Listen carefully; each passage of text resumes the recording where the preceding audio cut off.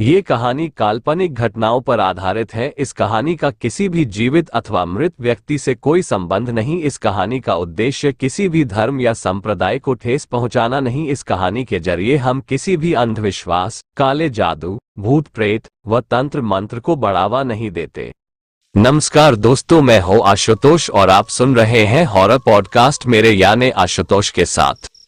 दोस्तों, आज मैं जो कहानी आपके लिए लेकर आया हूं, यह एक ऐसी कहानी है जो गांव से जुड़ी है और अलग है। कहानी शुरू करने से पहले वीडियो को लाइक, चैनल को सब्सक्राइब जरूर कर ले ताकि हमारी आने वाली मजेदार कहानियां मिस ना हो।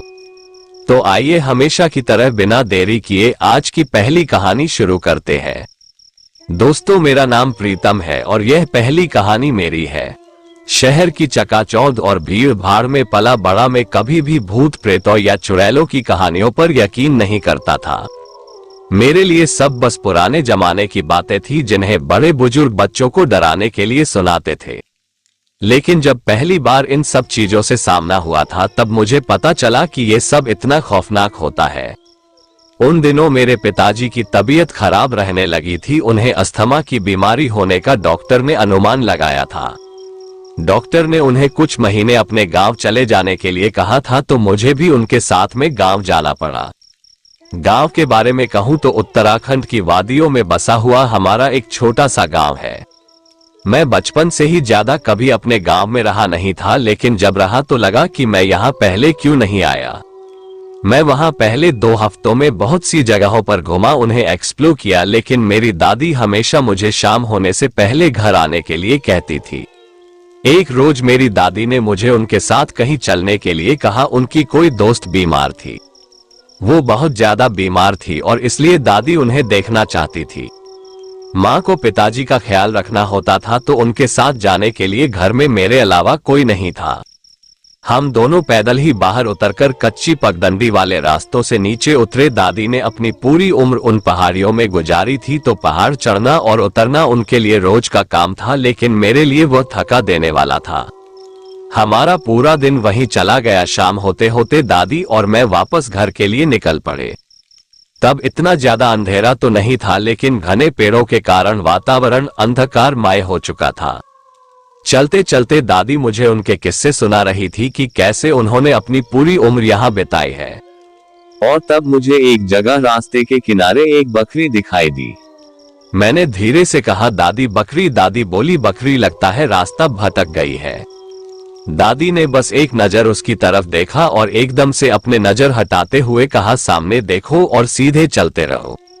मुझे दादी की बात पहले तो समझ नहीं आई। दादी, अंधेरा होने वाला है और वह यहाँ सुनसान जगह पर क्या कर रही है? उसका कोई मालिक भी आसपास नजर नहीं आ रहा, कहीं वह मर गई तो? दादी ने फिर वही कहा। मैंने बोला ना कि सामने देखो और सीधा चलते रहो। मुझे थोड़ा सरप्राइज लगा कि दादी ऐसे क्यों बोल रही है। मैंने 2-3 बार मुड़कर देखा तो बकरी वहां पेड़ के पास झाड़ियों में खड़ी होकर हमें घूर रही थी। इस बार मुझे थोड़ा अजीब लगा, क्योंकि बकरी जैसा जानवर कहीं किसी को ऐसे नहीं घूर सकते। जानवर तो बस घास चरते हैं या फिर जानवर वाली हरकतें करते हैं, ऐसे एक टक नहीं देख सकते। कुछ थोड़ा दूर जाने पर मैंने फिर से मुड़कर देखा। वो बकरी अब भी हमें घूरकर देख रही थी। और अजीब बात यह थी कि बकरी होकर भी उसके चेहरे पर एक अजीब सी मुस्कान थी। एक पल के लिए मुझे ऐसा लगा कि मैंने ये क्या देख लिया। मैंने दादी से कहा, दादी वह बकरी तो मुस्कुरा रही है। दादी ने मेरा हाथ पकड़कर खींचा। मैंने तुझे कहा ना, सीधा सामने देख और घर चलता रहे। अब बस चुपचाप चलता रहे, कुछ भी दिखाई दे तो उसकी तरफ ध्यान मत दे। मुझे तो कुछ समझ नहीं आ रहा था कि ये सब क्या था। दादी भी थोड़ा तेज चलने लगी थी।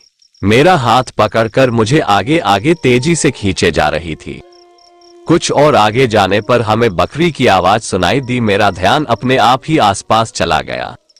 मैं अपनी आंखों को घुमाकर यहाँ वहां देखने लगा, लेकिन आवाज को सुनकर दादी और भी तेज चलने लगी और बोल रही थी, तेज चल, अंधेरा होने वाला है। मुझे थोड़ा डर जरूर लगा था, लेकिन मुझे ये बात समझ नहीं आ रही थी कि इसमें इतना डरने वाली कौन सी बात थी।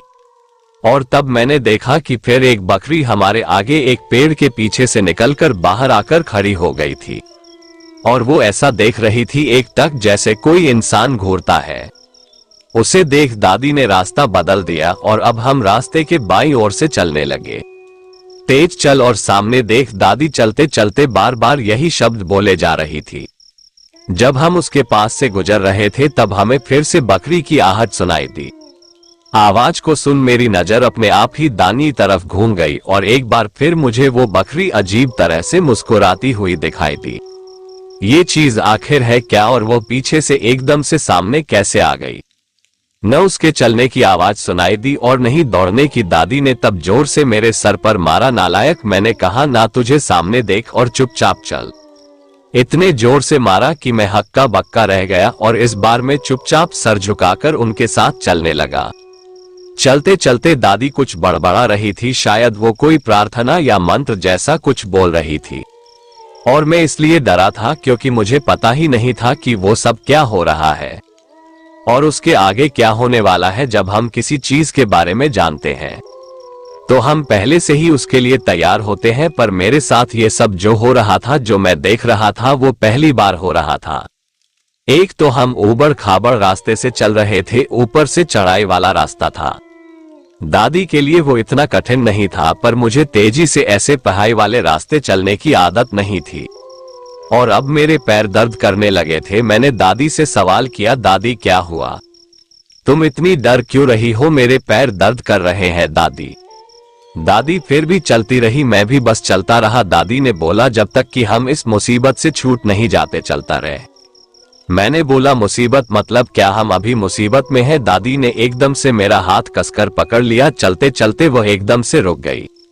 उसके अचानक रुकने से मेरे हाथ को, शरीर को एक झटका सा लगा और कलाई खींच जाने से मैं दर्द से चीखा। दादी ने एकदम से मेरा मुंह बंद कर दिया और तब मैंने सामने देखा, हमारे सामने एक अजीब सा जीव खड़ा था। बहुत ही अजीब, उसका शरीर किसी बकरी जैसा था, लेकिन हाथ और पैर किसी औरत जैसी। आंखें लाल पीली थी और उसके चेहरे पर वही डरावनी मुस्कान थी जो मैंने बकरी के चेहरे पर देखी थी। दादी ने फिर से मेरा मुंह बंद करते हुए कहा, बोलना मत। उस चीज को देख मैं डर के मारे कांपने लगा। मेरे दिल की धड़कन तेज हो गई थी। वह अजीब जीव हमारी ओर देख रहा था, हमें घूर रहा था। उसकी लाल पीली आंखें अंधेरे में चमक रही थी। दादी ने मेरे हाथ को कसकर पकड़ा और मुझे धीरे धीरे पीछे की ओर खींचने लगी। मैं अपने कदम संभालने की कोशिश कर रहा था, लेकिन डर के कारण मेरे पैर कांप रहे थे। दादी ने मुझे कान में फुसफुसाते हुए कहा, धीरे धीरे पीछे हट। हम धीरे धीरे पीछे हटने लगे। वो अजीब जानवर हमारी ओर बढ़ने लगा। उसके कदमों की आवाज सुनाई दे रही थी। मैंने दादी का हाथ और जोर से पकड़ लिया। हम जैसे जैसे पीछे हट रहे थे, वो जीव हमारे और भी करीब आ रहा था।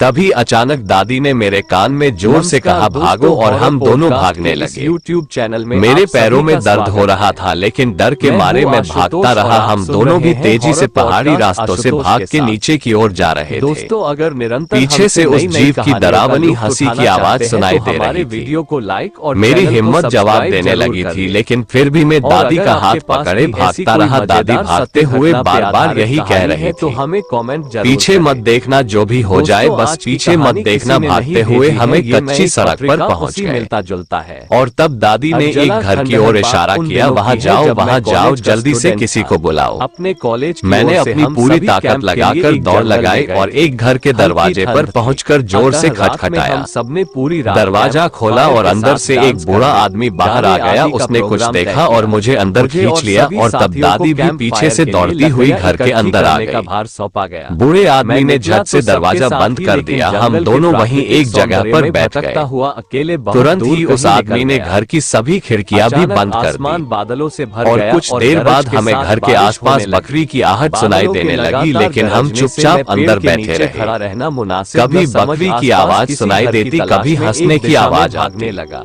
बार बार कोई चीज दरवाजे को खटखटा रहा था, लगता जैसे कोई जानवर दरवाजे को कुरेद रहा है। रोशनी से पूरी काफी देर बाद वो सब शांत हो गया। मैं इतना डर गया था, मुझे उठने से ही बुखार चढ़ गया। तेजी से भागते लेकिन भला उस बूढ़े आदमी का जिसने हमें बचाया। मैंने कांपते हुए पूछा, से टकराते दादी वह क्या था? दादी ने मेरी ओर देखा और कहा, वो चुड़ैल थी। अधिक भीग गए हो। बुरी आत्माएं हैं जो किसी कारणवश इस दुनिया में फंस जाती है।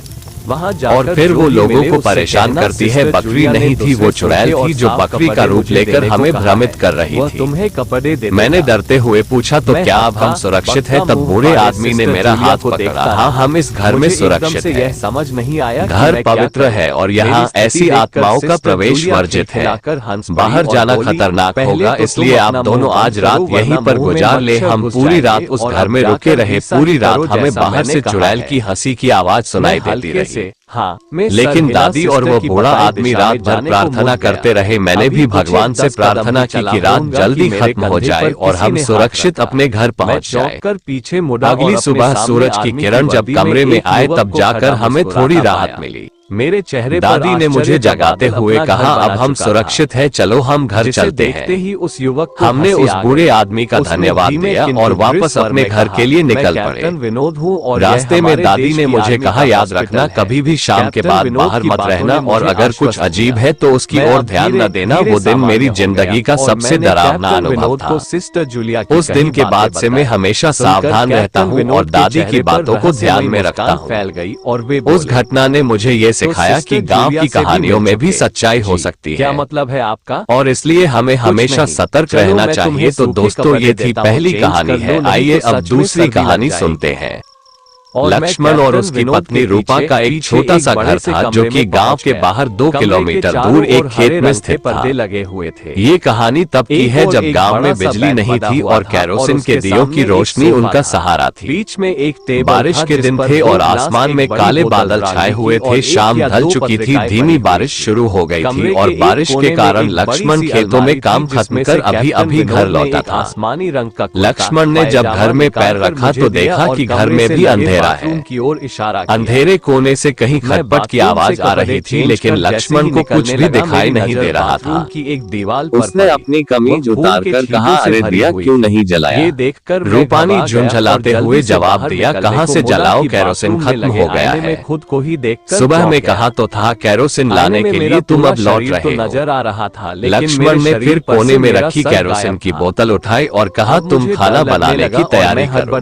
बाथरूम तब तक मैं केरोसिन लेकर आता हूँ। लक्ष्मण एक खाली अनाज के बोरे का झोला अपने पर बांधकर वो गांव की तरफ जाने लगा। अरे हाँ, काले घने बादल आसमान घिर चुके थे और बारिश की बूंदें थोड़ी तेज हो गई थी। बहुत तेज बारिश रह रहकर बादल गरज रहे थे। वर्षा टूटकर आसमान की काली चादर पर बिखर रही थी और यह और भी तेज बारिश का संकेत था। वैसे तो बाहर कुछ भी ठीक से दिखाई नहीं दे रहा था और आपके बाथरूम लेकिन चमकती बिजली की रोशनी में सामने का दृश्य किसी कैमरा फ्लैश लाइट जैसा कुछ क्षण के लिए चमक उठता था। मैं अब लक्ष्मण के लिए ऐसे अंधेरे में सफर करना कोई नई बात नहीं थी। अपने कैंप तक जाऊं। गांव के रहने वाले लोगों को अपने गांव के रास्तों की इतनी आदत पड़ चुकी होती है रुको कि उनके कदम अपने आप ही रास्ता ढूंढ लेते हैं। अब लक्ष्मण चलते चलते काफी दूर आ चुका था।